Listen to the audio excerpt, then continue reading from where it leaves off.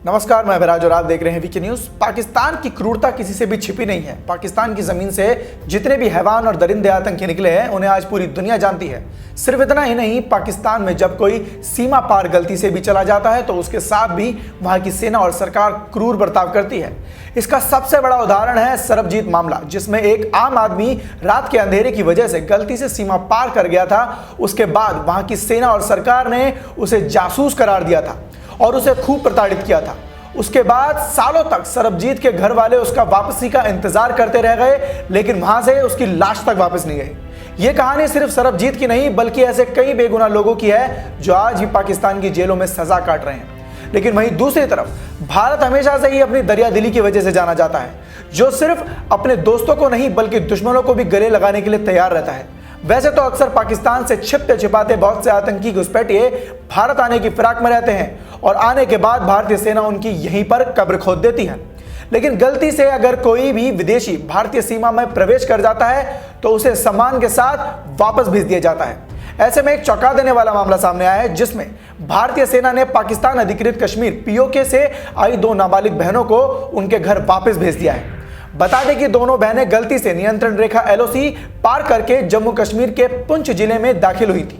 प्रशासन और सेना ने दोनों बहनों को उपहार देकर वहां से वापस रवाना कर दिया है। इसके लिए सेना का आभार प्रकट करते हुए कहा कि उन्हें इस बात की आशा नहीं थी कि वह अपने घर वापस लौट पाएंगी।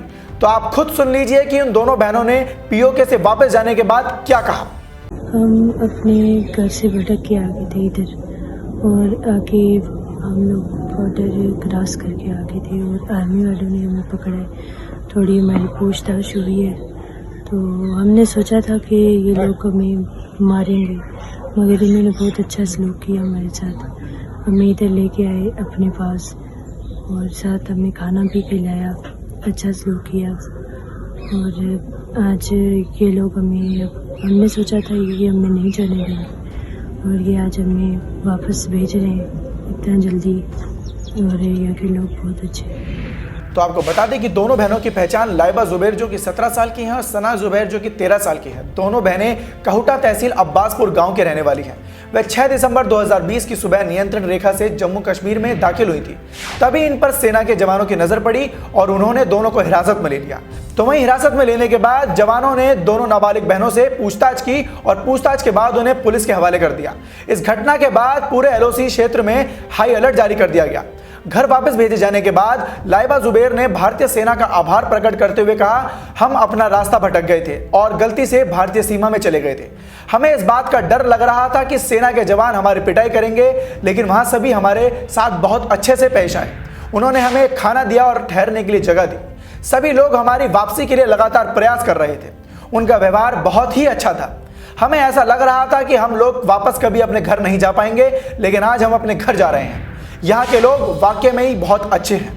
तो वहीं आपको बता दें कि इस घटनाक्रम पर सेना अधिकारियों ने भी जानकारी दी थी। मीडिया खबरों के मुताबिक पुंछ में नियंत्रण रेखा पर तैनात भारतीय सेना की सरला बटालियन ने दोनों नाबालिग लड़कियों को चकनादाबाग क्षेत्र से पाकिस्तान की तरफ से दाखिल होते हुए देखा था। तुरंत सेना के जवानों ने उन्हें हिरासत में लिया और पूछताछ की। पूछताछ के दौरान दोनों नाबालिग बहनों ने यह स्वीकार किया कि वो गलती से यहां पर आ गई थी, जिसके बाद उन्हें वापस भेज दिया गया। तो आपको यह खबर कैसी लगी? अगर अच्छी लगी है तो इसे लाइक और शेयर करना बिल्कुल मत भूलिएगा। तो फिलहाल के लिए इस खबर में सिर्फ इतना ही। देश और दुनिया की ऐसी ताजा तमाम खबरों से जुड़े रहने के लिए देखते रहिए वीके न्यूज। धन्यवाद।